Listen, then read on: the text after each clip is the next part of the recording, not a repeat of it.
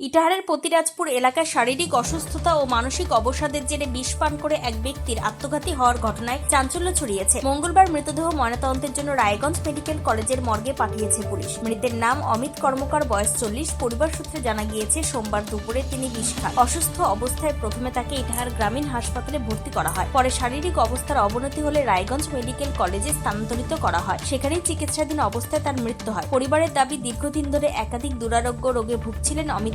সেই কারণে মানসিক অবসাদে তিনি এই চরম সিদ্ধান্ত নিয়েছেন বলে অনুমান পরিবারের সদস্যদের। এই বিষয়ে কি বক্তব্য উঠে এসেছে শুনবো। কি নাম তো? দেব কর্মকার। বাবার নাম?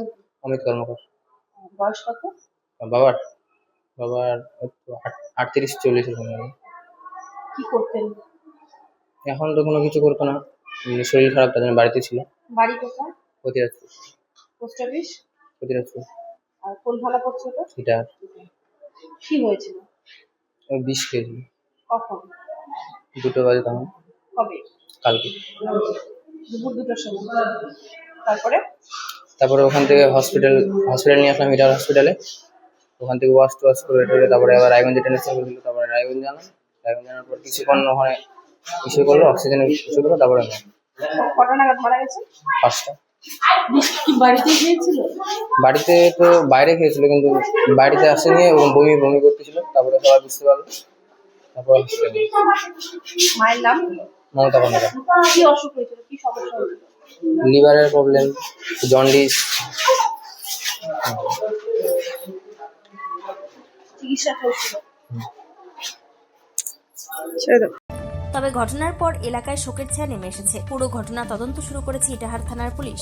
উত্তর দিনাজপুরের ইটাহার থেকে নিজস্ব প্রতিনিধির রিপোর্ট, টাইমস 14 বাংলা। উজ্জ্বলতা হারিয়ে গেছে, স্পট পড়ে গেছে, ব্রণ ভর্তি, তাই আর দেরি না করে আজই আসুন রায়গঞ্জের চণ্ডীতলায় হেলথ প্লাস মাল্টি স্পেশালিটি ক্লিনিকে এবং এখানে পান অভিজ্ঞ ডাক্তার দ্বারা ফ্রি স্কিন টেস্ট। আরো বিস্তারিত জানতে যোগাযোগ করুন 9674895169 এই নম্বরে।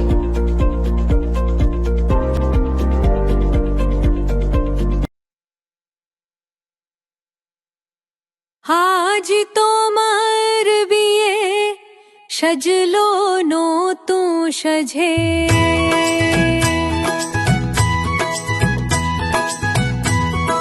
সবার মনেতে আনন্দ।